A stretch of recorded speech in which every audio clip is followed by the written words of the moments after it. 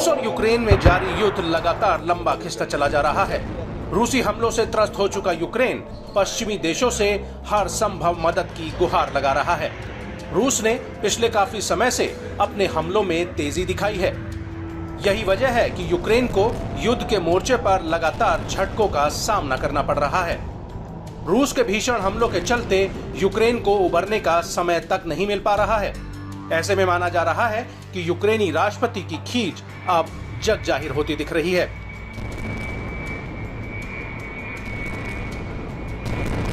बताया जाता है कि ज़ेलेंस्की अब पश्चिमी देशों पर यूक्रेन को नजरअंदाज करने का भी आरोप लगाने लगे हैं। यही वजह है कि यूक्रेनी राष्ट्रपति ज़ेलेंस्की ने पश्चिमी देशों को बड़ा संदेश देने की कोशिश की है।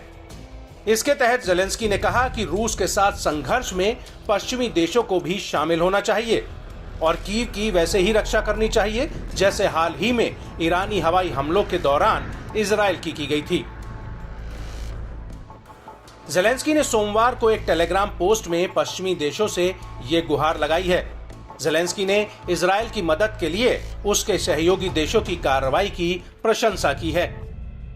दरअसल इजराइल और पश्चिमी देशों ने दावा किया था कि अमेरिका और ब्रिटेन के जेट विमानों ने ईरान की मिसाइलों और ड्रोन्स को इजरायली एयर स्पेस में पहुंचने से पहले ही मार गिराया था।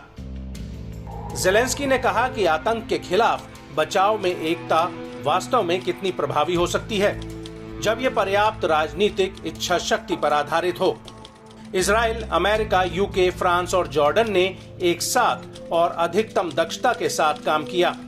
ईरान के विरुद्ध कार्रवाई में किसी को भी युद्ध में नहीं घसीटा गया, जबकि इजराइल नेटो का सदस्य नहीं है। इसलिए आर्टिकल 5 को लागू करने जैसी किसी कार्रवाई की आवश्यकता नहीं थी।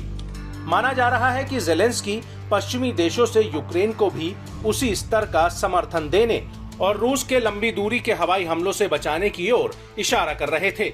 उन्होंने आगे कहा कि यूरोपीय आसमान को बहुत पहले ही समान स्तर की सुरक्षा मिल सकती थी यदि यूक्रेन को ड्रोन और मिसाइलों को रोकने में अपने साझेदारों से समान पूर्ण समर्थन प्राप्त होता।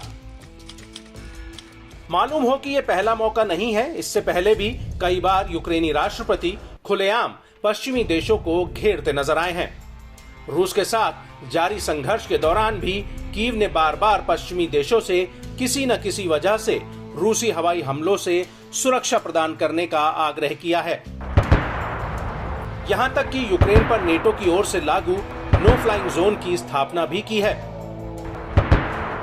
हालांकि सीधे तौर पर अब तक पश्चिमी देश यूक्रेन के साथ नहीं आए हैं। ऐसी आशंका है कि इस तरह के कदम से पश्चिमी देश रूस के साथ युद्ध में घसीटे जा सकते हैं। गौरतलब है कि रूसी राष्ट्रपति ने बार बार चेतावनी दी है कि वो किसी भी पक्ष की ऐसी कोशिशों को कीव की ओर से संघर्ष में सीधे प्रवेश के रूप में मानेगा।